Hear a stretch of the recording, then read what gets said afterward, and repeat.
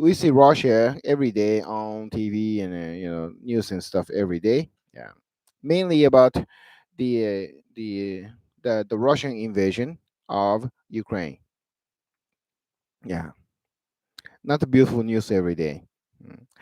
Now, we hear stories about like how Russians have been taking Ukrainians from Ukraine to someplace in Russia, and we never hear like where they are taken to. Yeah, some people say that they are taken to Moscow, or some people say that they are taken to Siberia or whatever. We don't know. Yeah. Now, when you think about it, why would they want to do that, right? Yeah. And my answer is they have been doing it. It's their tradition. It's their almost like a custom. The Russians' custom to take the local residents in their occupied territory and move those people to someplace else. So if um um now, for example, four links in the description, I think, and the first two are written in Japanese, and the third one and fourth one are in English. And the third one here says the Koreans of Kazakhstan. Kazakhstan. I don't know how you pronounce this in your country, but I it's not English. It's not English. It's not Japanese. I don't know exactly how you pronounce it, but I would just say Kazakhstan. Now, Kazakhstan is a country in the Central Asia. Yeah. It is next to it is facing the Black Sea, and now I'm going to show you the map. Okay, here is Japan, and here is Europe. Actually, well, Russia can be Europe too, but anyway, here is Europe, and unfortunately, on this map you cannot see the UK, but UK must be around here. Um, uh, uh, Russia is a big country, so because of that, you cannot quite see the UK here. It's not my fault. I blame on Russia. There were some Korean residents living in this area. This is called, in English, I think it is called Maritime Province. It's kind of funny name, but anyway. So here's Maritime Province, and here's Japan and Maritime Province in Korea. So there are many Korean residents living there. Yeah, and about 100 years ago, what happened was, uh, uh, during the time of Stalin, Joseph Stalin, they were taken from here to here. Yeah, um, from here to here. Yeah, and basically what happened was they were taken, and they are left in Kazakhstan, and most of the Koreans died because of starvation, mainly of starvation and starvation, basically. Yeah, some people, very few people survived. Yeah, very few people survived, and did survive, I think, but they are mixed with the local Kaz Kazakhstan. I don't know how you call the people in Kazakhstan, um, Kazakhstani or Kazakhs. I'm going to call them Kazakhs. They got mixed up. They got mixed with Kazakhs. So basically, um, um, the Korean race in the maritime province, the Korean race in the maritime province went extinct. They disappeared. Mhm. And now, the reason that they did that was because Stalin, um, there are many or it is said that there are many reasons there were many reasons that he had to do that.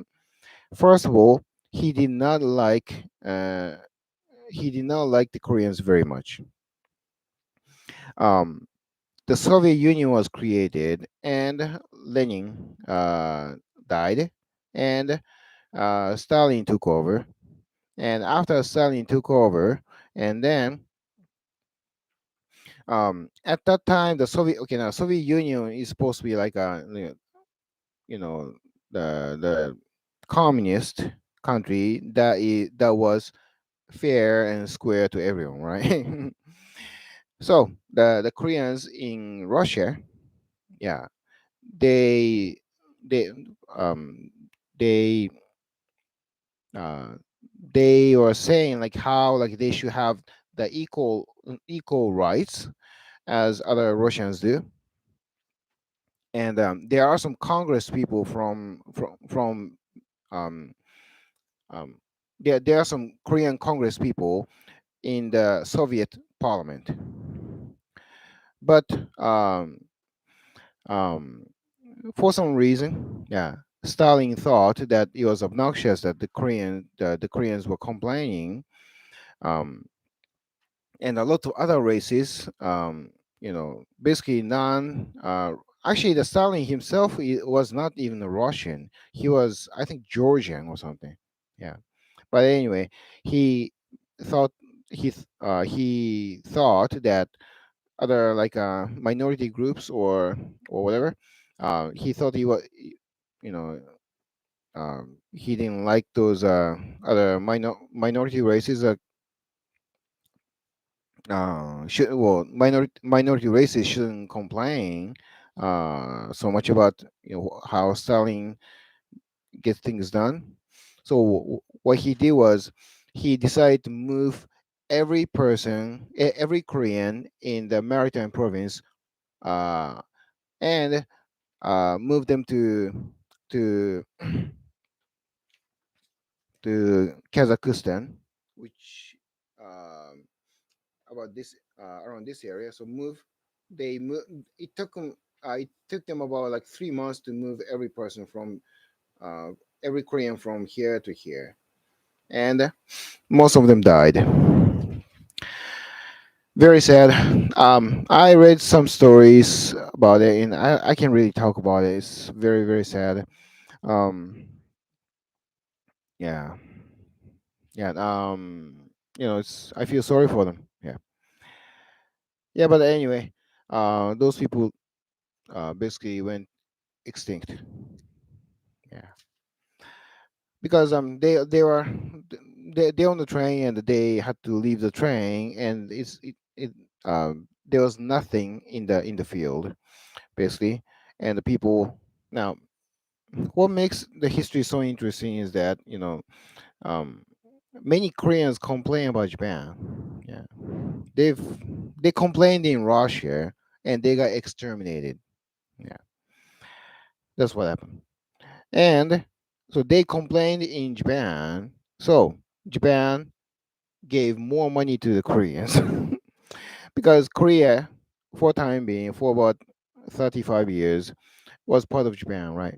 Yeah. Japan annexed Korea. Yeah.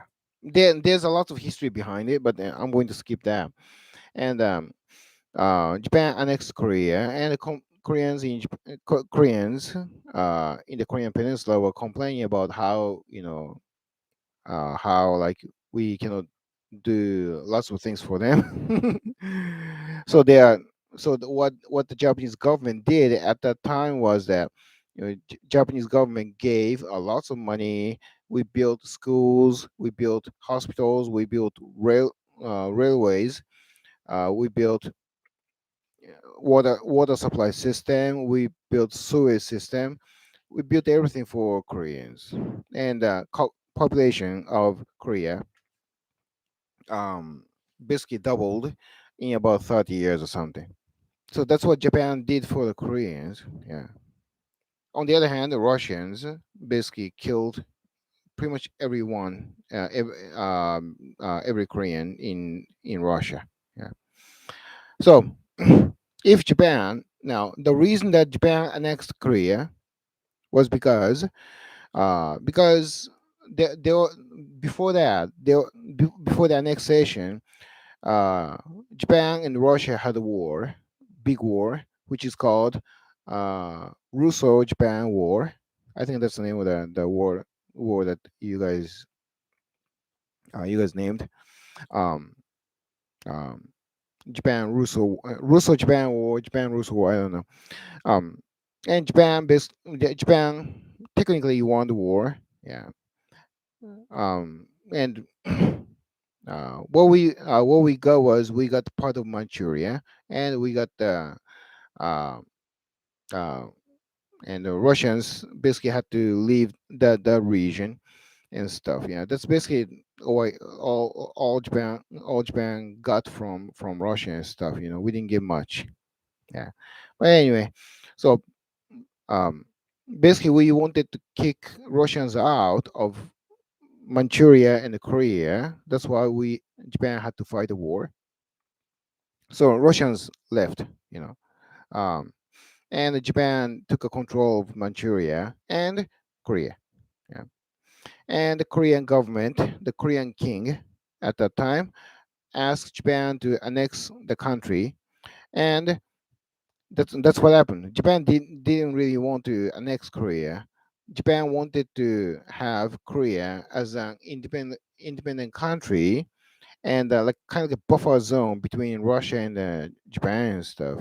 Yeah, that's what Japan wanted, but the Russian king and the Russian prime minister at the time asked Japan to annex Korea. So that's what we did.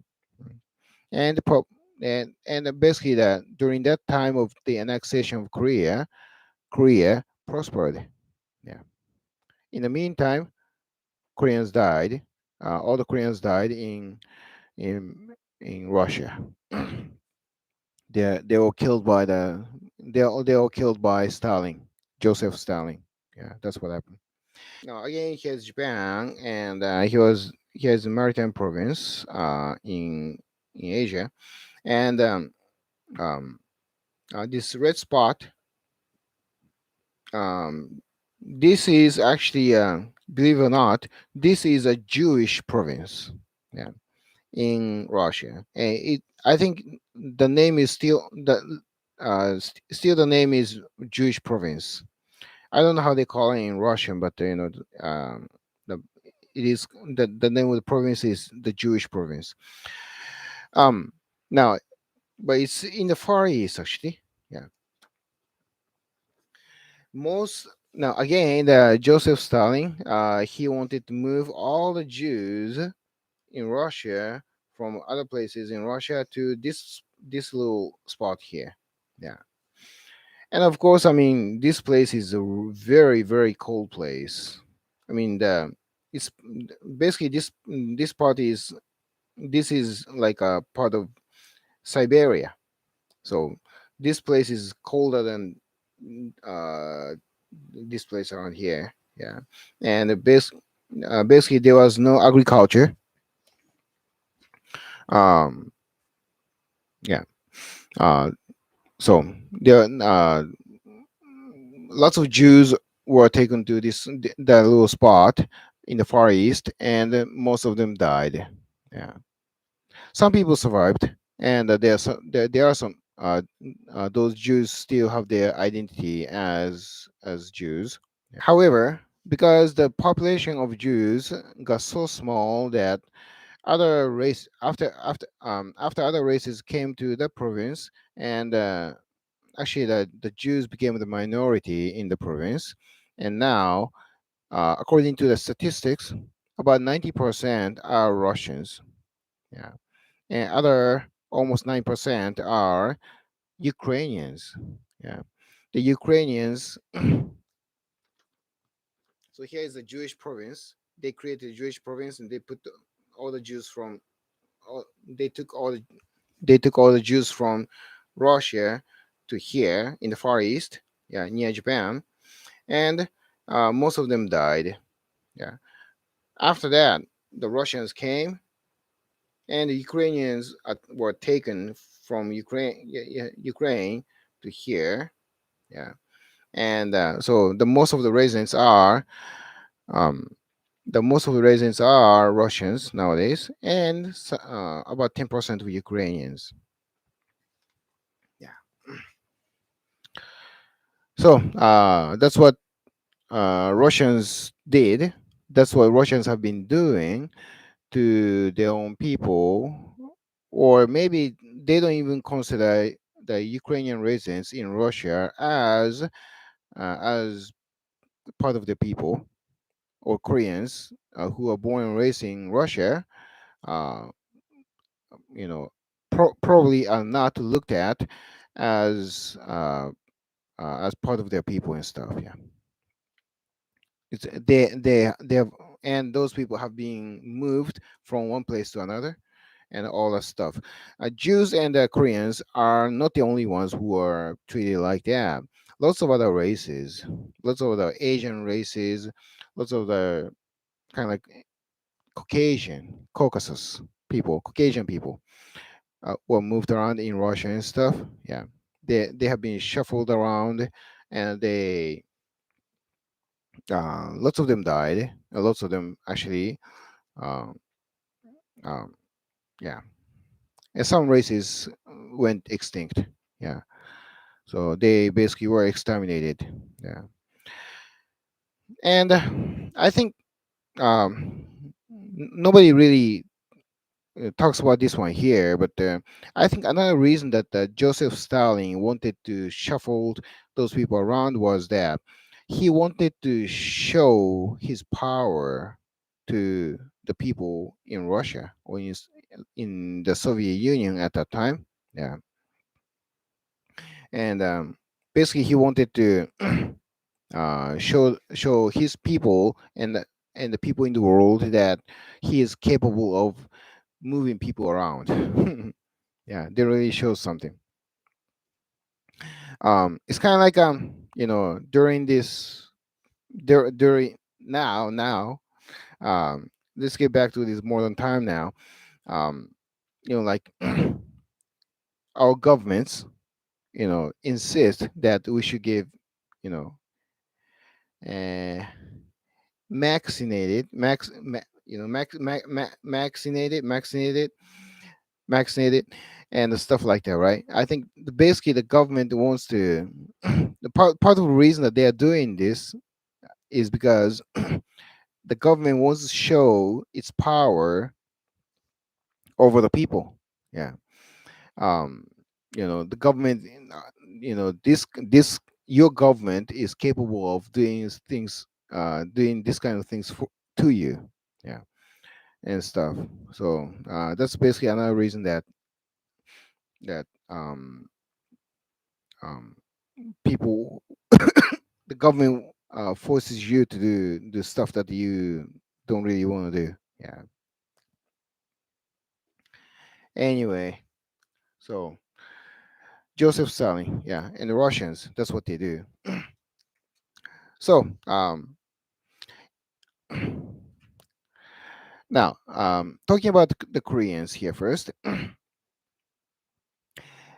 If Japan, now I don't maybe I shouldn't really be talking about like like what if because there's no what if in the history. Yeah, but okay, let me just talk about it. Let me just talk about it for a little bit, because that's what we're going to talk. That's the title. That's the title that you see. Yeah, what if, right? First of all, now, what if Russians took over Korea? Yeah. Now, if that really happened, and then the Korean race uh, would have been wiped out from the face of the planet. They would have been exterminated. Yeah, that's for sure. Yeah, because Joseph Stalin and the Russians in general really didn't like um, Koreans very much, and maybe that's the reason that I just got my page got banned. I don't know. So that's basically what that is. And if um, if Russians take your country, and the chances are they will move. For example, now say this will never happen, I think, but if Russia really takes the UK, it takes over the UK, and then probably the Russians will take all the English people from the UK, and you guys don't have to move to someplace in Russia, probably probably in Siberia or somewhere, and they're going to send lots of Jews in Russia to the UK, and other, I don't know, Asian races in the Asians in Russia to the UK and stuff, and basically your country will disappear. Yeah, that's what's going to happen, I think. Yeah, that's what Russians have been doing for ages. Yeah, so that's why that um now um I don't know. I don't know what people in your countries talk about, like colonization and stuff. Yeah. Um, but there are some Japanese people who say that, including myself actually, we should have we should have never um, colonized or annexed Korea or lots of other places in Asia and stuff. Because we invested so much money, we invested so much energy, and we just invested so much of ourselves um, into those places, and we made those places better. Yeah, basically that pretty much every place that Japan invested invested into are now the rich places. For example, South Korea and former Manchuria, yeah, and Taiwan. mm, Those places became rich, yeah, because Japan founded the how do you call it? Japan built lots of like basic things for the people in those places. Yeah. For example, again, Japan built water supply system, railways, schools, um, and uh, sewage system, and you know everything that they have were built by the Japanese people at that time, and that's why those places are uh, still rich. And for example, like former Manchuria is the one of the richest places in China. Yeah, because Japan, the the basically Japan built the foundation of the places, and of course South Korea. North Korea is they basically screwed up themselves, I think. And Taiwan is one of the richest places in Asia. Yeah, and there's a lot of Japanese influence in Taiwan. Yeah, but there are some Japanese people who say that we should haven't done that because yeah those places become rich. Yeah, and still they don't appreciate the fact that we annex those places or colonize those places and we build everything for them.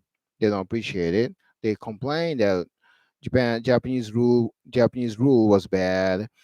um you know we didn't do enough for them or whatever, and or they even say that we killed lots of them or whatever, which is ridiculous because we didn't. Yeah, yeah. But again, if Japan did not for example, Taiwan, if Japan did not colonize Taiwan, Japan wouldn't have been what it is right now. That's for sure. Yeah, because before Japanese walked in there, Taiwan was just a um just island with lots of kind of like primitive like people and stuff. Yeah, and a few Chinese and stuff. It was not the place was not how do you call it um, developed at all. Yeah, at all. Just like Hong Kong. Hong Kong, if that wasn't for if that wasn't for the British people, Hong Kong wouldn't have been what it is right now, right? We can all agree on that. Yeah. Hong Kong is one of the richest places in Asia because uh, you um, British people did. British people were there. Yeah, you guys built one of the greatest financial um, how do you call it uh, financial places, financial headquarters or whatever um, in Asia. Yeah, but there are some people who want to deny that who um, there are some people who want to deny that you know you guys did good things for the people in Hong Kong, or uh, the Japanese did great things for Taiwan and Korea and all those places. Um, some people just don't want to admit that we did great things for them. Yeah. So, in my opinion, we should not have done that because they don't appreciate it, and I think those people, lots of um, I'm Japanese, so I'm saying this, but because Japan occupied or colonized or annexed lots of places in Asia. Yeah. And Japan was the only country which was capable of doing something like that. And in my opinion, we should have done that because we made those places rich. Yeah. And we are still maintaining those places because in Asia, Japan is pretty much the only country that is maintaining their streets, their schools, their buildings, their infrastructures, and pretty much everything that they have right now in their countries are are being maintained by Japan still. Japan's ODA, Japan's money is put in there, yeah, and Japanese companies go in there, yeah, Japanese construction companies go in there, and we built their streets, we built their schools, we built their bridges, and we built their railways. Everything that they have is being built and maintained by the Japanese people still now. Yeah, and they don't appreciate it. So we shouldn't, in my opinion, we shouldn't do it. Yeah, what's the point of doing that? Yeah, people still complain and they make all kinds of bullshit about the Japanese people. They make up all the ridiculous stories about how bad the Japanese are in those places and stuff. It's ridiculous. Yeah, it makes me angry actually. Yeah, and people, I think maybe if you're from Europe, yeah, if you're from Europe, and I think you're experiencing pretty much the same thing. Yeah, if there are some rich places in Africa, for example, or there are some rich places in East, no, West Asia, and even in the East Asia. Most of the places were part of the European empires. Yeah, mainly the British, and others are Spanish and French and whatever. Yeah, uh, but and Italians, yeah, Italians and whatever, yeah. And I hear like lots of countries in Africa, for example, yeah, their infrastructures and there are lots of uh, systems like water supply system or streets or bridges and stuff. Those things are being maintained, still being maintained by the Europeans, yeah, mainly by the British and and French actually, great deal of it, and Italians and stuff. Yeah, you guys are still there and to help those Africans because they just can't do it. Yeah, some people just aren't capable of. Some peoples, I should say, some peoples are still not capable of doing something so basic. So the Europeans still need to be in Africa to help those people. Yeah, and they do not appreciate it. Yeah. Um, their governments always make it sound like they are doing that themselves. Yeah, they are basically lying to their own people, saying that their government is capable of taking care of their own people, but they really aren't. Yeah. So, in my opinion, we should not help them. And on top of that, we invite those people, our governments invite those people to our countries, yeah, to study or whatever, study, and basically they come to our countries and they complain even more. Yeah, I don't know if they're learning anything because they they basically come to our countries. For example, people in Asia, yeah, you know, they mainly come from the countries that Japanese people are taking care of. Yeah, like I don't know, most countries in Asia, they come to Japan. Yeah, and um, they I don't know if they know, but you know, they're being paid by the Japanese government to come. Yeah, they are complaining more than they study. Yeah, they should be sitting down and do their studies, but instead they join some kind of protest and stuff with the leftist. Yeah, because the Japanese leftist, you know, you have leftists in your country, and they do the street, marches and stuff, right? You know, they want more rights, they want more money and stuff, and I see some foreign students who shouldn't be there. Yeah, what's funny is they basically they are paid by Japanese government to study in this country, and they that means that they should go back to their countries after they graduate from their colleges. Otherwise, what's the use of being in our country, you know going to schools in our country, yeah, and studying and stuff, right? But instead they decide to stay in this country, and they're saying that I want to be the bridge between Japan and Indonesia or whatever. No, get the hell out of here, man. They want to learn about our technologies. They want to learn about our culture and stuff like that, so they could take it back to their own countries to make their countries better, right?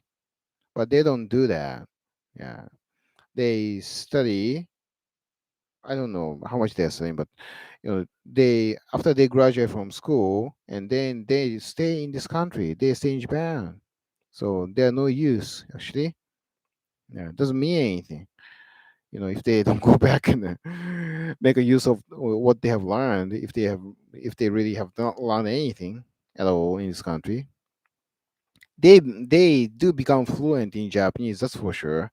Yeah, but what they really have to learn is the technologies that we have in this country and stuff like that, right? So they could take the technologies back to Indonesia or Vietnam or China, not China, or maybe China too, and Malaysia, whatever.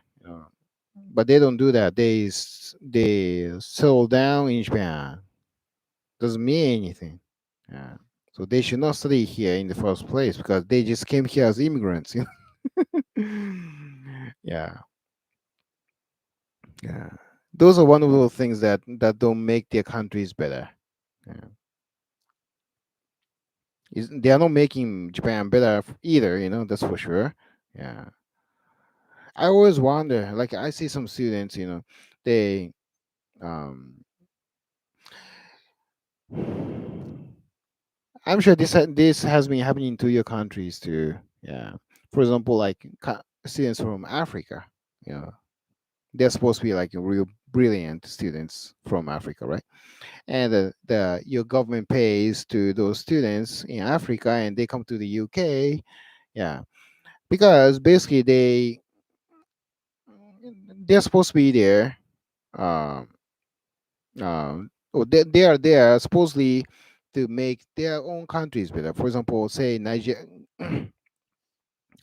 They come from Africa and they learn things in the UK, and they should go back to their own countries to make their countries better, right? Yeah, that's what they're there for. Yeah, but they don't do that. Yeah, guys from Nigeria or Kenya or lots of Uganda, lots of uh, people from Africa go to your countries, study there, and they stay in your countries. So they are not making your countries better. Yeah. So what I'm saying is they should not come to our countries in the first place. Yeah. And they should stop complaining, and it's funny, like for example, like um I think we um I don't know about your people, but they're probably the same. uh um, People in the developed world, for example, UK, US, Japan, Italy, France, whatever. Um, I think we have some kind of weakness uh, for the word education. Yeah.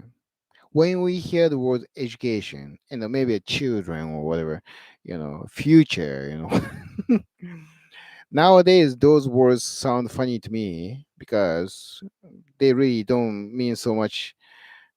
uh, I think people say education, for the better education, whatever.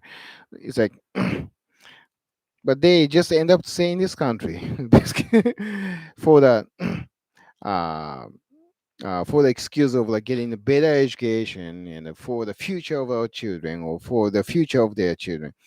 And they always say future, the children, education, whatever. All those words, you know, people in this side of the world have some kind of weakness for these words, and we have to accept those immigrants. Yeah, they are supposed to be here for they're supposed to be here so that they can learn something and they take the education back to their own countries and then make their countries better, but they don't do that. So but we still do accept those people because we have some kind of weakness, yeah, for for those people, and the words like education and stuff. Yeah. What about the education for our own people? The government doesn't. To me, government. Shit. Um. To me, the government doesn't spend enough money for our children, for the Japanese children. Um. I think. Yeah. But the government is saying that the Japanese government says that like we should, people coming from China and Korea and other Asian countries, and they need to have their children need to have the better future and stuff. So we have to accept those immigrants and stuff. That's what the Japanese government says. Yeah, and I imagine that your governments are saying pretty much the same. Yeah, yeah. We in Japan, there are some people who really need help. Yeah, they desperately need help from the government. Yeah, but I don't think the government is doing enough for our own people. Yeah, but instead they want to accept, refugees from Ukraine and those places. Yeah, but it's funny because some small, tiny villages in Japan, which is actually not very far from my hometown. There's a tiny village near my hometown, and they decided to accept immigrants. Um, Now, what I saw on the newspaper was that they're going to accept 6 families from Ukraine. Now, they don't really have enough housings for their own people. Yeah, I mean, how should I put it here? Now, for example, now the village is getting kind of emptied.